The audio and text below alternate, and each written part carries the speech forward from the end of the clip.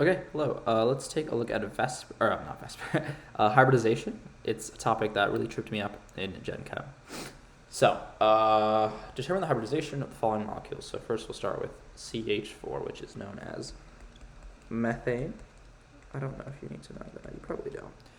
So this is a really big drawing, but we have space. So C bonded to 4 hydrogens.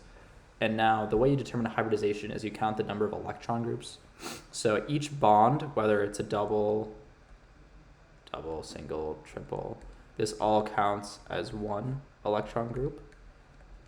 And then another thing that counts as an electron group is a lone pair. So this also counts as an electron group. So on carbon, are there any lone pairs? No, because it can exceed the octet. And then you count the number of electron groups. So 1, 2, 3, 4. So if there are 4 electron groups, this is what we call sp3 hybridized. And this has the tetrahedral shape.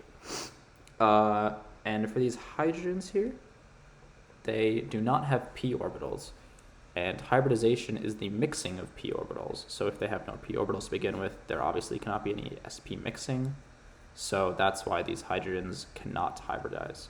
So whenever you see a question asking you for hybridization, do not say the hydrogens have some like sp hybridization, because you will find yourself in trouble.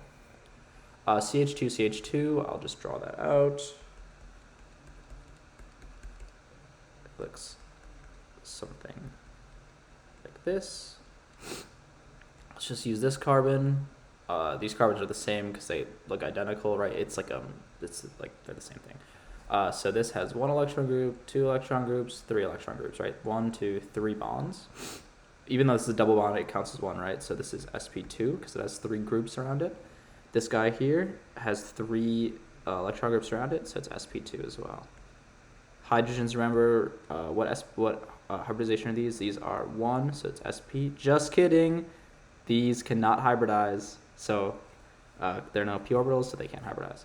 So this is sp2. And if you kind of see in the drawing, I'll create it again. It was a little bit suggestive because when you think about Vesper, V-separ, I think it's whatever it's called, since this is sp2, it'll have a 120 bond angle. So that's why I drew these hydrogens kind of pointing out that way and that way and that way and that way. That's perhaps maybe how you'll more typically see CH2, which is ethylene. Okay, now on to CO2, which is a popular one. It's called carbon dioxide. It is carbon double bonded to some oxygens. Oxygens have these 2 lone pairs. Everybody has an octet. Everybody has 0 formal charge. And so with this carbon, how many electron groups does it have? Does it have 2 or does it have 4? There are 1, 2 double bonds, but every double bond is just 1 electron group. So this is 2 electron groups, so this is sp hybridized. This oxygen here, this oxygen has 1 electron group here, 1 electron group here.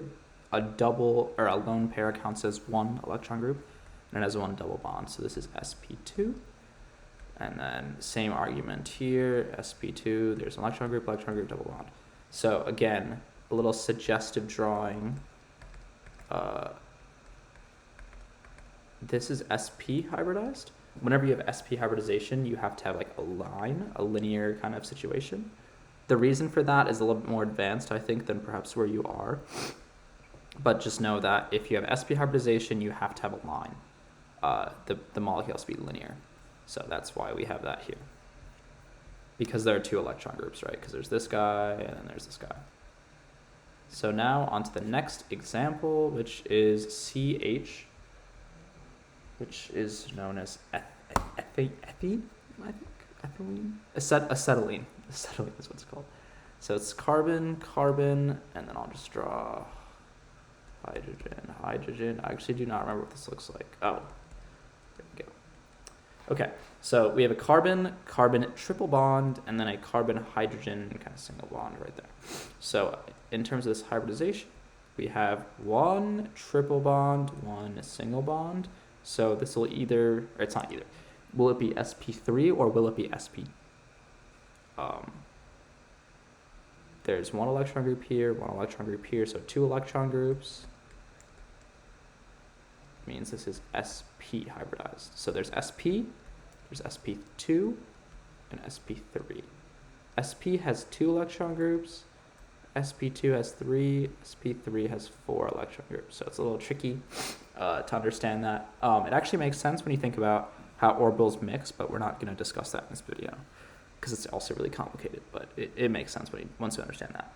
So this has 2 electron groups, so it's sp hybridized. Same for this dude, sp hybridized. And then this hydrogen has no p orbitals, so no hybridization. And then again, this suggestive drawing, keep on using that word, but sp has a 180-degree bond angle, which yields this linear kind of relationship. So these guys are 180, and also whatever is bound to this CH, or this copper, or this carbon here, has a 180-degree bond as well. So that's why this is linear. So that's everything. This carbon is sp3. This carbon was sp2. This was sp. This was sp. I hope that makes sense. So I hope you enjoy the video. Please make sure to let me know if you have any questions. Like, comment, subscribe. Thank you so much. Take care.